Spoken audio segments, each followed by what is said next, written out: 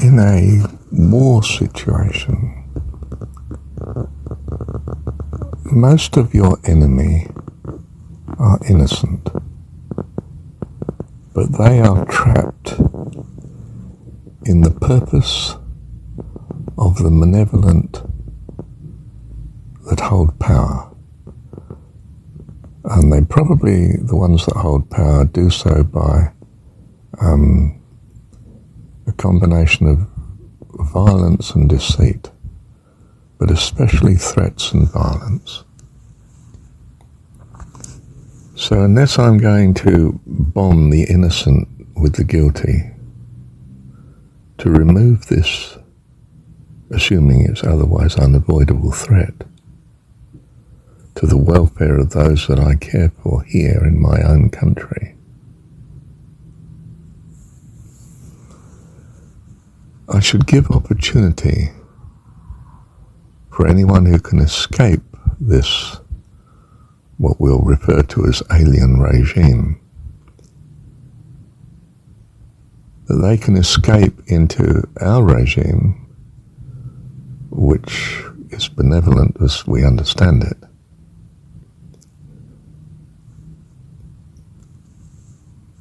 Now, this will not be greeted by our enemy that's using the innocent, if you like, as a human shield.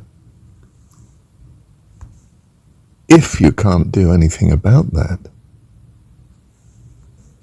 you still have to destroy the enemy. If you cannot protect your own people any other way, otherwise you become part of the malevolence of the enemy. It's the enemy that's condemning, of course, the innocent around them. The shield.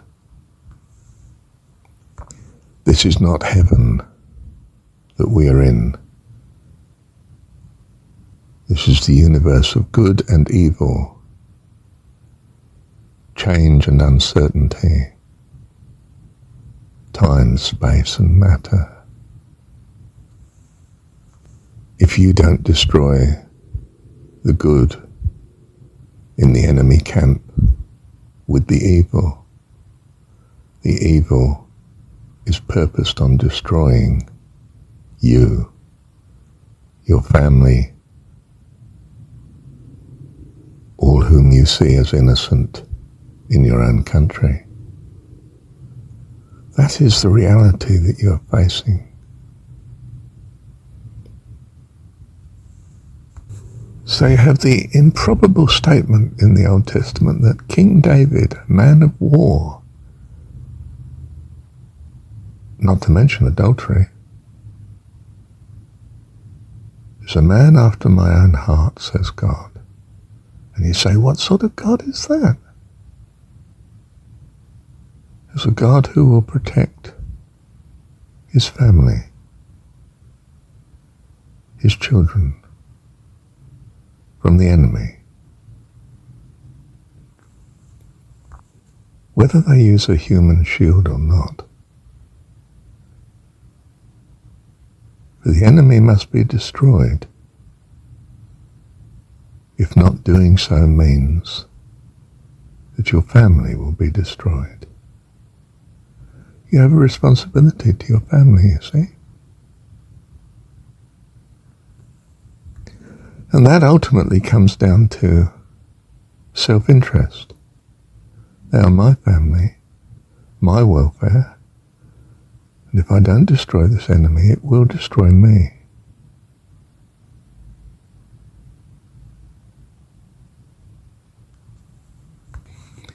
Now that's black and white. In a world of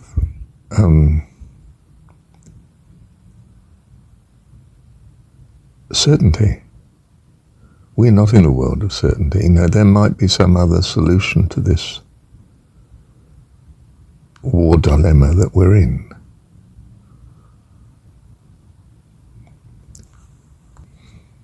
You might think of Marshall Rosenberg. What non-violent communication can we use that would delay this horrific judgmental decision?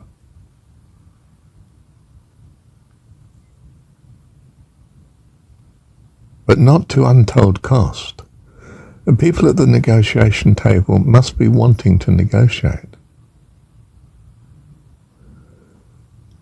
There must be a humanity that we can appeal to and bring to the fore in the meeting, in the negotiations. In other words, there must be a communication that changes the mindset of the enemy itself. We have the hope that really the enemy are like us. They have the same needs.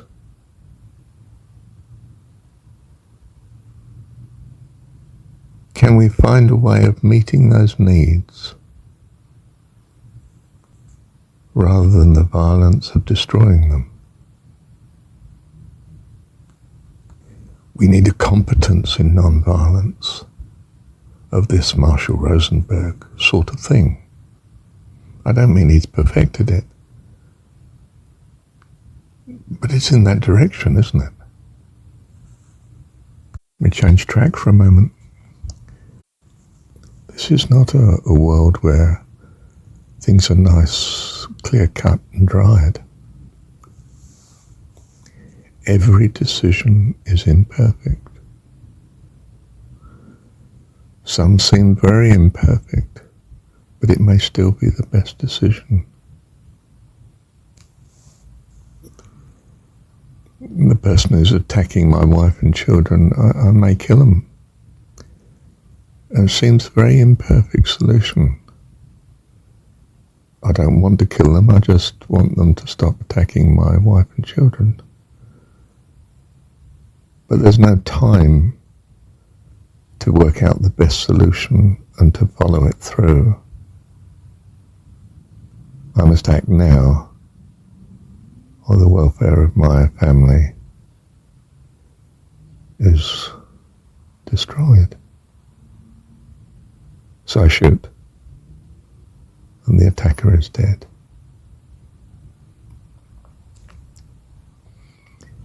You could take a non-violent approach, not shoot.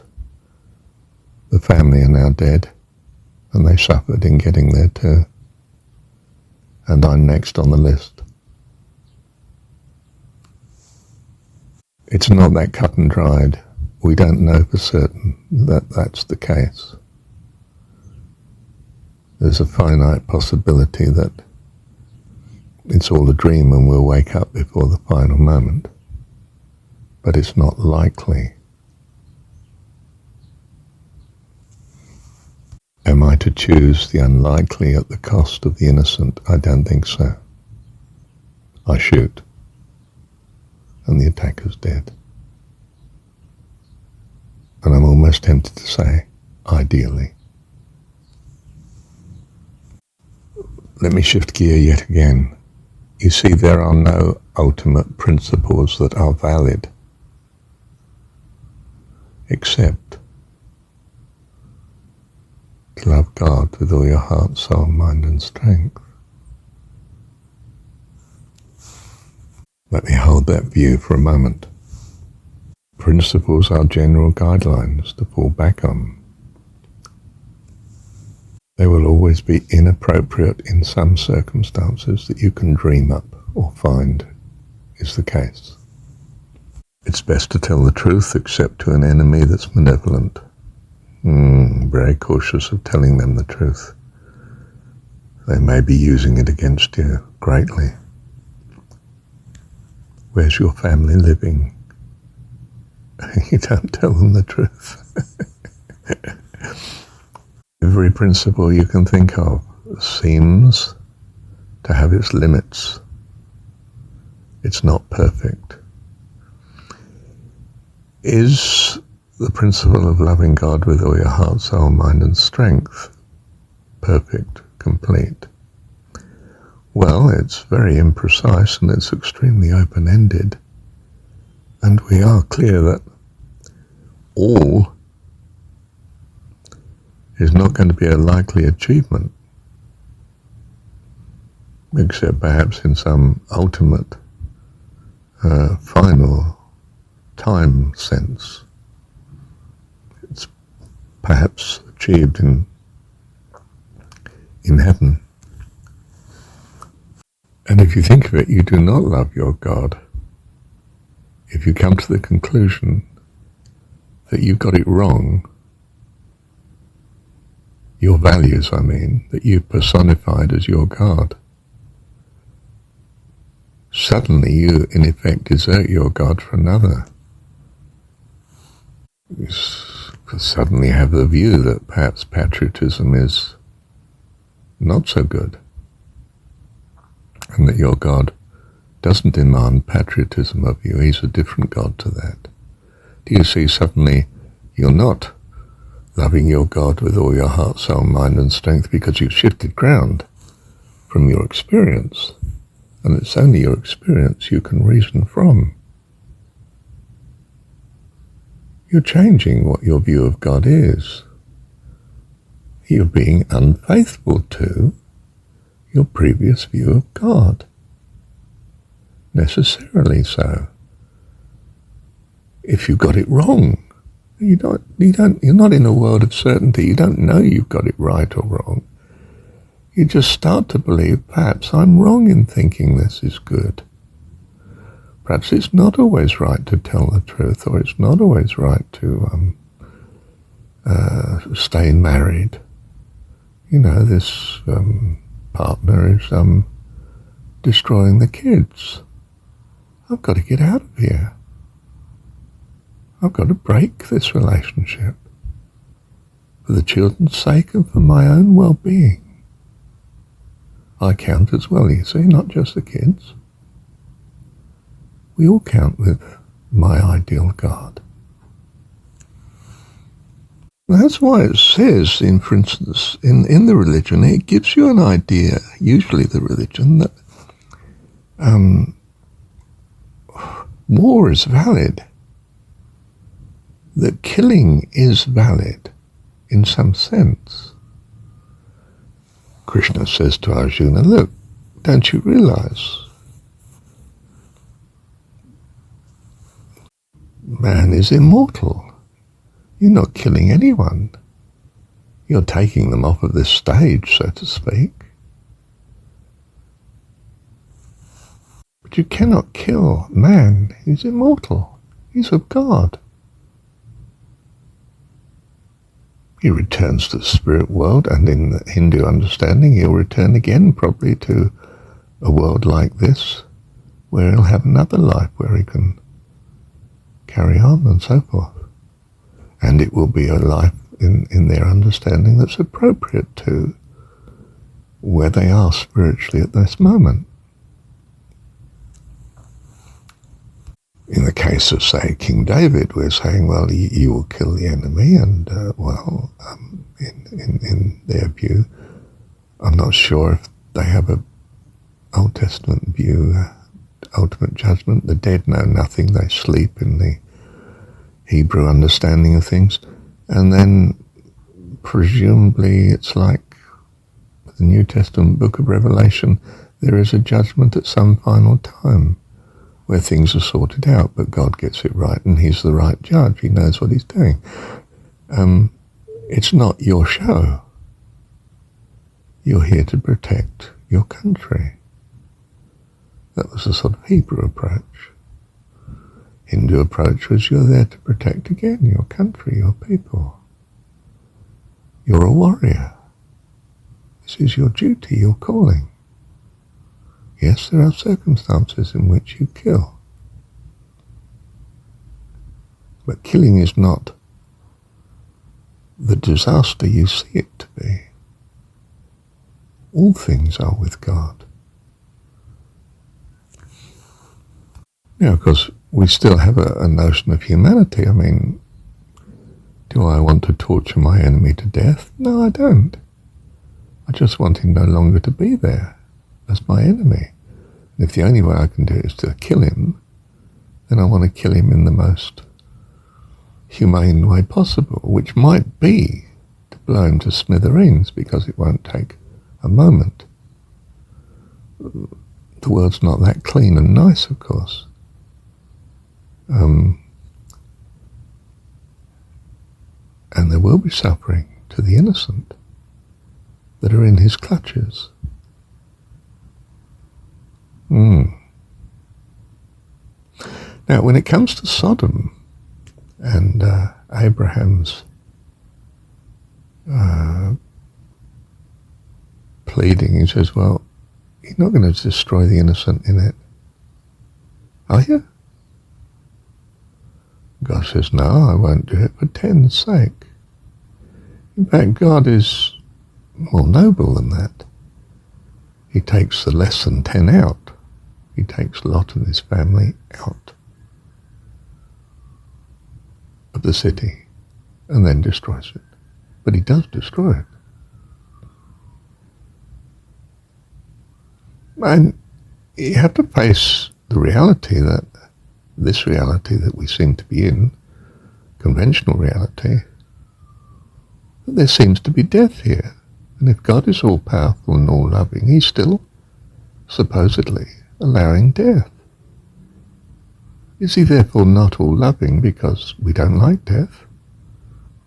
But I'm not going to call him loving if he allows such thing as death. I don't think so. I think we interpret it another way. Death does exist, and it's not as bad as you think it is. Getting there might be very unpleasant, of course, and we try to make it as least painful and troublesome as possible. But we are all going to die. And God is allowing this. So in some ultimate fundamental sense, it can't be that bad. Unless, of course, God doesn't exist. I think I'm arguing myself into a position where you can't tolerably fight this war except you believe in God. But I'm saying more than that. You can't live this life except you believe in God. It becomes a nightmare. And the secular person in a state of war is in that nightmare. He doesn't know how to protect his family and the innocent among the enemy. But he knows he must protect his family. So he kills the innocent with the guilty in those that are attacking his family. Bless him. Thank you, Father. Love you and trust you utterly.